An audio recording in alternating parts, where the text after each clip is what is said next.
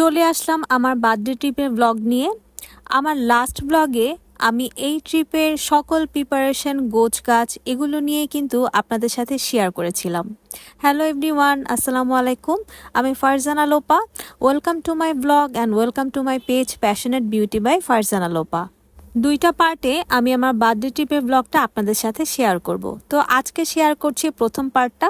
So let's get started. অনেক preparation ছিল, খুব এক্সাইটেড হয়েছিলাম, সব কিছু গোছগাছ করে নিয়েছি, নেল পলিশও লাগিয়ে নিয়েছিলাম। আর সবচেয়ে ইম্পর্টেন্ট যেটা, ফোন চার্জার আমরা ভুলে যাই নিতে, তো লাস্ট মোমেন্টে ব্যাগে ঢুকিয়ে নিলাম এবং আমরা ব্যাগ প্যাক করে একদম রেডি। তো আমরা দুইজন বেরিয়ে পড়লাম আল্লাহর নাম করে। এবং অনেক দিনের একটি প্ল্যান ছিল আমাদের সবার এই ট্যুরটা নিয়ে, আর আমার জন্য ছিল এটা আমার বার্থডে ট্রিপ। তো আমরা সিএনজি নিয়ে নিলাম এবং তারপর আমরা কাউন্টারে পৌঁছে গেলাম। আমরা কল্যাণপুর বাস স্ট্যান্ড থেকেই বাসে উঠেছিলাম। তো আমাদের সাথে সবাই আগে আগে এসেই রেডি। তো আরও দুইজন ওঠার বাকি ছিল। বাসের জন্য অপেক্ষা করতে করতে আমি এদিক ওদিক ঘোরাঘুরি করছিলাম। তো দেখলাম একটি দোকান এবং আমি একটি ফোন স্ট্যান্ড কিনে নিলাম। তো বাসে উঠে গেলাম। এরপর আমাদের সাথের সবচেয়ে ছোটমণি চলে আসলো। আমরা সবাই বাসে উঠে রওনা দিয়ে দিলাম। তো ব্রেকে নূরজাহান হোটেলেই থেমেছিল। তো সেখানে গিয়ে ঘুম ঘুম চোখে আমরা খুব হেভি কিছু খেতে চাচ্ছিলাম না। তো আমরা খুবই লাইট খাবার অর্ডার দিয়েছিলাম, পরোটা আর সবজি, দ্যাটস ইট। তো এরপর আবার বাসে, আর বাস এত রাফ চালিয়েছে সেদিন, তো ঠিকমতো ঘুমাতে পারিনি। তো তারপরও আমরা পৌঁছে যাব কিছুক্ষণ পরেই, সকাল হয়ে গিয়েছে এবং খুব এক্সাইটেড লাগছিল। আর রাস্তাটা এতই সুন্দর ছিল, অনেক দিন পর আমি বান্দরবান এসেছি এবং বলতে গেলে 7 থেকে 8 মাস পর আমি একটি ট্যুর দিচ্ছিলাম। তো সব কিছু মিলিয়ে আমার জন্য একটি অন্যরকম এক্সাইটমেন্ট কাজ করছিল। বান্দরবান শহর থেকে অনেক আগে একটি রিসোর্ট আছে, গ্রিন পিক রিসোর্ট। আমরা এই রিসোর্টটাতেই উঠেছিলাম। তো অনেক সকাল সকাল গিয়ে আমরা পৌঁছে গিয়েছিলাম এবং আমাদের চেকিং টাইম ছিল 1টায়। তো আমাদের একটি প্ল্যান ছিল আগে থেকেই যে আমরা যেহেতু চেকিং টাইম 1টায়, তো আমরা এত সকালে গিয়ে পৌঁছে যাব, তো এই সময়টাতে আমরা কি করব রুম পাওয়ার আগ পর্যন্ত। তো প্রথমেই আমরা রিসেপশনে গিয়ে আগে ব্যাগ এবং যা যা প্রসিডিওর আছে সেগুলো কমপ্লিট করে এরপর আমরা চিন্তা করলাম যে ফ্রেশ হয়ে নেই। এবং আগে থেকে বলে রাখার জন্য আমরা গিয়ে নাস্তা পেয়েছি। তো নাস্তা ছিল বাফেট। তো আমরা সবাই ফ্রেশ হয়ে গিয়েছি এবং সবাই বসে পড়েছিল নাস্তার টেবিলে। আর আমি গিয়ে চুজ করছিলাম যে কি কি আইটেম নেওয়া যায়, কারণ সব খাবার তো আমি খেতে পারবো না। ট্যুরে এসেছি বলে একটু ছাড় পেয়েছিলাম, যেহেতু অনেক গ্যাস্ট্রিকের প্রবলেমে আমি ভুগছি, তো আমাকে বুঝে বুঝেই খেতে হবে। তো আমরা মজার মজার সব আইটেমগুলো দিয়ে নাস্তা সেরে নিচ্ছি।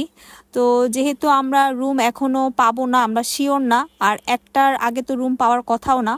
তো আমি চা পান করি। ক্যাফেটেরিয়ার সাথে একটি বারান্দা আছে, সেখানে গিয়ে একটু ঘুরে ঘুরে দেখছিলাম। এবং এত সুন্দর একটি রিসোর্টে আমরা উঠেছি। আমার তো অনেক ধরনের প্ল্যান ছিল যে সারাদিন এই রিসোর্টটা ঘুরে বেড়াবো, এবং অনেক ভিডিও দেখেছি এই রিসোর্টের, অনেক বড় এরিয়া নিয়ে যেহেতু এই রিসোর্টটা করা। তো নাস্তার পরে একটু ঘুরে দেখলাম। তারপর এত সুন্দর ওয়েদার ছিল, আকাশে মেঘগুলো কি সুন্দর চকচক করছে। এই যে আমাদের ভিলা। তো লাকিলি আমরা রুম পেয়ে গেলাম 1টার আগেই। তো ভাবলাম যেহেতু রুম পেয়ে গিয়েছি, তো রুম ট্যুরটা আপনাদের সাথে শেয়ার করে নিই। তো একটি ভিলায় 4টা রুম ছিল, আমি নিচের রুমে ছিলাম এবং আমার রুমটা খুব সুন্দর ছিল, পরিপাটি গোছানো। পাহাড়ের মাঝখানে একটি রিসোর্ট এবং এই রিসোর্টের মধ্যে একটি সুন্দর বারান্দা। এই বারান্দাটা ছিল একটি আকর্ষণ, আর এই আকর্ষণের মধ্যে ছিল আরেকটা আকর্ষণীয় জিনিস, সেটা হচ্ছে আমার পছন্দের দোলনা। তো আমি একটু রুম ট্যুর দিতে গিয়ে বারান্দাটাও দেখে নিলাম এবং পাশাপাশি আমার রুমের অন্যান্য সব কিছু আপনাদের সাথে দেখিয়ে দিচ্ছি। এই রিসোর্টটা খুব বেশি নতুনও না, আবার খুব বেশি পুরনোও না। তো আসবাবপত্র দেখে আপনারা নিশ্চয়ই বুঝতে পারছেন। এবং ওয়াশরুম মোটামুটি ভালোই ক্লিন ছিল। সব কিছু মিলিয়ে আসলে আপনাদের ভালোই লাগবে। তো সুন্দর একটি বারান্দা দেখলে চোখ মন সব কিছুই জুড়িয়ে যাবে। আমি একটু বারান্দায় গিয়ে দোলনায় দোল খেয়ে নিচ্ছিলাম। এরপর নিচে থেকে ডাক পড়লো। তো আমাদের ভিলার পাশেই একেবারে সুইমিং পুল। আর এই রিসোর্টে কিন্তু ইনফিনিটি পুল আছে, যেটা আরও বেশি আকর্ষণীয় একটি ব্যাপার। তো আমাদের কাছে মনে হলো যে যাক, ভালোই হয়েছে, এই পুলে আমরা অনেক বেশি এনজয় করতে পারবো। তো বের হওয়ার আগে আমি একটু পুল এরিয়াটাও ঘুরে নিচ্ছিলাম এবং আমার কাছে মনে হচ্ছিল যে বিকালবেলা তো এই ওয়েদারটা নাও পেতে পারি, তো একটু এখানে দেখে নেই, একটু ভিডিও ক্লিপ নিয়ে নিই। এবং পানিটা দেখে মনে হচ্ছিল যে পানিতে নেমে যাই, কিন্তু আমাদের প্ল্যান ছিল অন্য কিছু। তো আমরা বেশ কিছুক্ষণ এখানে ঘোরাঘুরি করে এরপর রওনা দিয়ে দিলাম কোথায়। আমরা আসলে চিন্তা করেছিলাম যেহেতু একটাই চেকিং হবে, তো লং টাইম আমরা কোথায় থাকব। এই রিসোর্টটা যেহেতু শহর থেকে অনেক আগে এবং এই রিসোর্টের আশেপাশে কয়েকটা ঝর্ণা আছে, তো যেহেতু এই সময়টা কাজে লাগানোর জন্য আমরা ঝর্ণা দেখতে যেতে পারি আর ট্রেকিংয়ের একটা ফিলও নিয়ে নেওয়া যাবে। পাহাড়ে ঘোরাঘুরি করতে গেলে এনআইডি কার্ড কিন্তু সঙ্গে নিতে হয়, এটা মোটামুটি আমরা সবাই জানি। তো মজার ব্যাপার হচ্ছে ঝর্ণা দেখতে যাওয়ার পথে আর্মি ক্যাম্প ছিল এবং আমাদেরকে থামিয়ে থামিয়ে বারবার জিজ্ঞেস করছিল আমাদের শ্বশুরের নাম কি, কারণ তারা বুঝতে চাচ্ছিল আমরা আসলে হাজব্যান্ড ওয়াইফ কিনা। তো ব্যাপারটা আমাদের কাছে খুবই হাসির লেগেছে, কারণ এর আগে কখনো এসে এই ধরনের কোশ্চেন শুনিনি। তো যাই হোক, আমরা অটো থেকে নেমে হাঁটা শুরু করলাম এবং ঝর্ণা দেখার একটা এক্সাইটমেন্ট তো ছিলই। আর হাঁটতে হাঁটতে হঠাৎ করে আমরা শুনলাম যে আমরা যেই রাস্তা ধরে হাঁটছি সেই রাস্তায় আসলে আমরা যেই ঝর্ণাটা দেখতে চাচ্ছি এই দিকে সেই ঝর্ণাটা না। কি আর করা, আমরা আবারও ব্যাকে চলে আসলাম এবং তারপর আবারও অটোতে উঠে গেলাম। এখন আমরা যেই ঝর্ণায় যাব এটাই হচ্ছে আমরা যে ঝর্ণা দেখতে যাচ্ছি আর কি সেটা। তো এখানে অনেক করলা, মিষ্টি কুমড়া চাষ হয় দেখলাম।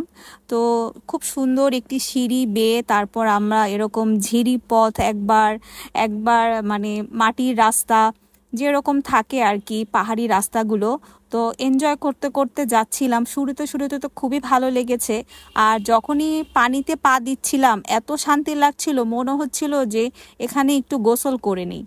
এই রিসোর্টের আশেপাশে যেহেতু কয়েকটা ঝর্ণা আছে, তো আমরা ঠিক করেছিলাম যে আমরা সময় পেলে 2টা ঝর্ণা কভার করব। এবং যেই ঝর্ণা আমরা যাচ্ছি এই ঝর্ণায় যেতে 40 মিনিট এবং ঝর্ণা দেখে আসতে 40 মিনিট লাগবে। তো আমরা ভেবেছি যে এই ঝর্ণা দেখে আরেকটা ঝর্ণা দেখে এরপর আমরা রিসোর্টে পৌঁছে যেতে পারবো আমাদের চেকিং টাইমের আগে। বাট আমরা তো আগেই রুম পেয়ে গিয়েছি, কিন্তু এই ঝর্ণাটা দেখতে যেতেই আমাদের 2 থেকে 2.5 ঘন্টা লেগে যাচ্ছিল এবং রাস্তায় আমরা অনেক টায়ার্ডও হয়ে যাচ্ছিলাম, কারণ এবার তো আমরা ওই ট্রেকিংয়ের প্রিপারেশন নিয়ে আসিনি। আসলে আমরা রিসোর্টে থাকবো, ঘুরবো, সারাদিন রিসোর্টটা ঘুরে বেড়াবো এমনই একটা প্ল্যান ছিল। আমাদের সাথে একটি গাইড ভাইয়া গিয়েছিল এবং তার হাতে একটি দা ছিল, তো আমিও এই দাটা নিয়ে একটু কেটে কেটে ভিডিও করলাম আর কি। আর এই যে অবস্থা, বর্ষাকাল বলে কথা, কাদা মাটি দিয়ে আমরা হেঁটে চলছি এবং কাদা এতই লেগে গিয়েছিল জুতায়, বারবার আমার জুতা ক্লিন করতে হচ্ছিল এবং যখনই ঝিরির পথ দিয়ে হাঁটছিলাম মনে হচ্ছিল এখানে শুয়ে পড়ি এবং এখানেই থেকে যাই। তো আমার কানের এই ফুলটা বারবার পড়ে যাচ্ছিল। আমার কাছে খুবই ভালো লাগে এভাবে পাহাড়ি রাস্তা ধরে হেঁটে কানের মধ্যে একটি ফুল গুজে ঘুরে বেড়াবো। তো কাঙ্ক্ষিত ঝর্ণায় পৌঁছে গেলাম। এই ঝর্ণার নাম হচ্ছে মুরং ঝর্ণা এবং এত সুন্দর, আল্লাহর রহমত, কি সুন্দর ঝর্ণার পানি, অনেক বড় একটি ঝর্ণা। বর্ষাকাল বলে আমরা এত পানি পেয়েছি, নয়তো শীতকালে যারা আসে তারা কিন্তু এত পানি দেখতে পায় না। আর আমরা এত রোদ গরমের মধ্যে দিয়ে হেঁটে গিয়ে ঝর্ণাটা পেয়েছি, সবাই গিয়ে আগেই মনে হচ্ছিল যে ঝাঁপিয়ে পড়ছিলাম এবং ঝর্ণার পানি এতই ঠান্ডা ছিল, আমি তো শুরুতে গিয়েই আমার মাথাটা ভেজাতে চাচ্ছিলাম, কারণ হাঁটতে হাঁটতে আমার মাইগ্রেন শুরু হয়ে গিয়েছিল, এমন একটা অবস্থা। আর এত শান্তি লাগছিল, অনেক কষ্ট করে হেঁটে আসলেও এই ঝর্ণার পানি যখন শরীরে পড়ে, মাথার মধ্যে পড়ে, মন প্রাণ জুড়িয়ে যায়। মাশাআল্লাহ, আলহামদুলিল্লাহ, আল্লাহর কি সুন্দর সৃষ্টি, তাই না? আমি মহসিনকে ডাকছিলাম যে আমার সাথে ভেজার জন্য। আমার হাজব্যান্ড ট্রেকিং লাভার, কত পাহাড়ি অঞ্চল, কত পাহাড় যে সে দেখেছে এবং কত ঝর্ণা যে সে দেখেছে, কিন্তু কখনোই সে ঝর্ণার পানিতে ভিজে না। তো এবার এতই গরম লেগেছে যে সে আমার সাথে এসে অনেকক্ষণ ঝর্ণার পানিতে ভিজল। কিছুক্ষণ আমরা দুইজন বেশ এনজয় করলাম, আমরা সবাই অনেক বেশি এনজয় করেছি। তো ঝর্ণার পানিতে ভেজার পর্ব শেষ, এখন আমাদের আবারও 2 থেকে আড়াই ঘন্টার সময় পথ পাড়ি দিয়ে রিসোর্টে ফেরার পালা। এবং আমার কাছে মনে হচ্ছিল এত আরাম লাগছিল একটু আগে, এখন যদি চুটকি মেরে রিসোর্টে পৌঁছে যেতে পারতাম, কিন্তু সেটা তো আসলে হবে না। তো আমরা যখন ঝর্ণার পানিতে ভিজছিলাম তখন আমাদের গাইড ভাইয়া আমাদের জন্য এই লাঠিটা বানাচ্ছিল, যাতে আমাদের ফেরার পথে একটু সুবিধা হয় হাঁটতে। তো আমরা লাঠি ধরে ধরে আবারও সেই আগের রাস্তা ধরে পৌঁছে গেলাম রিসোর্টে, এবং গিয়েই আমরা ড্রেস চেঞ্জ করেই আগে লাঞ্চটা করতে চলে গেলাম, কারণ আমরা বিকালে গিয়ে পৌঁছেছি এবং লাঞ্চ টাইম অনেক আগেই শেষ হয়ে গিয়েছে আর আমাদের সবার অনেক বেশি ক্ষুধা লেগে গিয়েছিল। তো লাঞ্চ করেই এরপর আমি সুযোগ সুবিধা বুঝে পুলে নেমে গেলাম। বাকিরা যে যার যার মতো রুমে রেস্ট নিচ্ছে, ফ্রেশ হচ্ছে, এমন আর কি। আসলে সবাই মিলে যে একসাথে পুলে নেমে এনজয় করব সেই সুযোগটা হয়ে উঠছিল না। তো আমি আর এই সুযোগটা মিস করতে চাচ্ছিলাম না। ওয়েদারটা দারুণ লাগছিল, আমার কাছে মনে হচ্ছিল যে আমি একটু পুলে নেমে আমার শরীরটা আবার একটু ঠান্ডা করি এবং একটু ফিল নিই। এত সুন্দর পুল এবং এই পাহাড়ের মাঝখানে চারিদিক সবুজ আর সবুজ।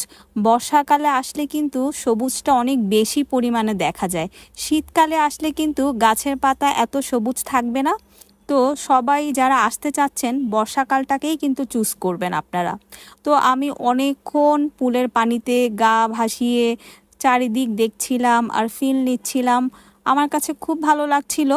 আর রিসোর্টটা যেহেতু পাহাড়ের মাঝখানে, আর আমরা যেহেতু ঝর্ণা দেখে আসতে আসতে অনেক লেট করে ফেলেছি, পুলে নেমে থাকাটাই মনে হচ্ছিল যে এটাই একমাত্র সম্বল। কারণ পুলে থাকতে থাকতেই বিকাল গড়িয়ে সন্ধ্যা নামবে এমন একটা ওয়েদার হয়ে যাচ্ছিল। তো বেশ কিছুক্ষণ পুলেই কাটাচ্ছিলাম আর ভাবছিলাম যে দিনের আলো তো শেষ হয়ে যাচ্ছে, রিসোর্টটা কি আসলে ঘুরে দেখতে পাবো কি না, কারণ অনেক বড় এরিয়া জুড়ে রিসোর্টটা। তো আমার বেশ ইচ্ছা ছিল, আমি তো অনেক প্রিপারেশন নিয়ে এসেছিলাম যে শাড়ি পরবো, ছবি তুলবো। তো তারপর মনে হলো যে না, আল্লাহর ইচ্ছাই আসলে আমাদেরকে মেনে নিতে হবে। আমরা যতই যাই প্ল্যান করি না কেন, আল্লাহ আমাদের জন্য যেটা বেশি প্ল্যান করে রেখেছে সেটাই আসলে বেস্ট প্ল্যান। তো মহসিনও নামলো, এরপর আমরা দুজন মিলে আবারও একটু পুলে মজা করছিলাম। তো এভাবে করেই আমরা খুব সুন্দর একটি সময় কাটিয়ে দিলাম। এরপর রুমে গিয়ে আমি শাওয়ার নিয়ে বের হয়েই দেখলাম যে ঘুটঘুটে অন্ধকার, আর মহসিন কফি বানিয়ে বারান্দা অপেক্ষা করছে আমার জন্য। পাহাড়ি অঞ্চল মানেই হচ্ছে বিকালের পরপরই অন্ধকার হয়ে যাবে, আর শাওয়ার নিয়ে বের হয়ে দেখলাম অন্ধকার, কি আর করা। আর সবাই অনেক বেশি টায়ার্ড, আমিও বেশ টায়ার্ড ছিলাম, যেহেতু রাতের বেলা বাসে ঘুমাতে পারিনি আর এত পথ পাড়ি দিয়ে ঝর্ণা দেখতে গিয়েছি এসেছি।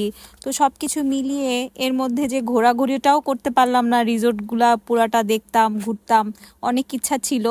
আসলে একটা কথা বলবো সবাইকে, এটা সাজেশন হিসেবে, যে এই রিসোর্টটা যদি কেউ আসেন ঘুরতে, তাহলে এখান থেকে আর ঝর্ণা বা অন্য কিছু দেখতে যাওয়ার কোনো দরকার নেই। কারণ এই রিসোর্টটাতেই এসে আপনার ভালো লাগবে, এখানেই আপনি সারাদিন ঘুরে বেড়াতে পারবেন, অনেক কিছু আছে দেখার মতো। এই রিসোর্টটাতে শুধুমাত্র ভিলা না, ট্রি হাউস আছে, কটেজ আছে, সিঙ্গেল রুম আছে, ফ্যামিলি রুম আছে, ভিলা আছে, অনেক কিছু আছে। এবং এত সুন্দর করে সাজানো গোছানো, আপনি দিনের বেলা যেখানেই দাঁড়াবেন সেখানেই আপনার কাছে মনে হবে যে এখানে দাঁড়িয়ে একটা ছবি তুলি। তো সবচেয়ে বড় কথা হচ্ছে, আমরা আসলে ঝর্ণাও দেখতে চেয়েছি, আবার রিসোর্টের মজাটাও নিতে চেয়েছি, সব কিছু মিলিয়ে এই অবস্থা। তো সন্ধ্যার সময় সবাই টায়ার্ড, তো আমরা চারজন মিলিয়ে একটু ঘুরে ঘুরে দেখছিলাম। এটা একটি গাছের ডালে বানানো পাখির বাসা এবং একজনই উঠতে পারবে। তো আমি উঠে একটু ছবি তুলে নিলাম। এরপর সন্ধ্যায় এই অন্ধকারে বিভিন্ন জায়গায় লাইটিং করা, তো এই লাইটিংয়ের মাঝখান দিয়ে একটু হেঁটে হেঁটে ঘুরে দেখছিলাম যে কেমন এরিয়া। তো এরপর ডিনারের পর্ব শুরু, আসলে প্রিপারেশন শুরু। তো সবাই হচ্ছে বারবিকিউ খাবে, আমি আমার জন্য ভাত অর্ডার দিয়েছি, আমি আসলে গ্রিল খেতে চাচ্ছিলাম না। তো এর মধ্যে আমার একটু ক্ষুধা লেগে গিয়েছিল, তো আমি চাচ্ছিলাম যে হালকা পাতলা কিছু নাস্তা করি। তো এই যে কি অবস্থা এক একজনের, সবাই অনেক বেশি টায়ার্ড। আর আমার ঘুরতে আসলে শুয়ে বসে কাটাতে একদমই ইচ্ছা করে না, যতই টায়ার্ড থাকি আমার কাছে মনে হয় আমি খালি ঘুরি ফিরি নাচি, এমন একটা ফিল হতে থাকে।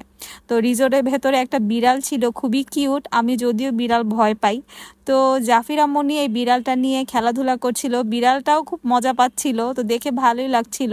তো ক্যাফেটেরিয়ার পাশে যেই বারান্দাটা ছিল সেখানে বসে আমি চা পান করলাম। চাটা অনেক বেশি মজা লেগেছে।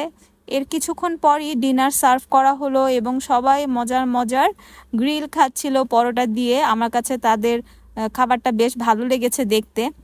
আমি আমার জন্য ডিনার আইটেম হিসেবে ভাত, মুরগি, ডাল এবং লইট্টা ফ্রাই নিয়েছিলাম। তো আমি আমার ডিনারটা এনজয় করলাম। এরপর রুমে এসে জামাই বউ মিলে কিছুক্ষণ সুন্দর মুহূর্ত কাটাচ্ছিলাম। তো এই ছিল আমার জন্মদিন ট্যুরের প্রথম পার্ট। ভালো লাগলে অবশ্যই লাইক, কমেন্ট, শেয়ার দিয়ে কিন্তু পাশে থাকবেন।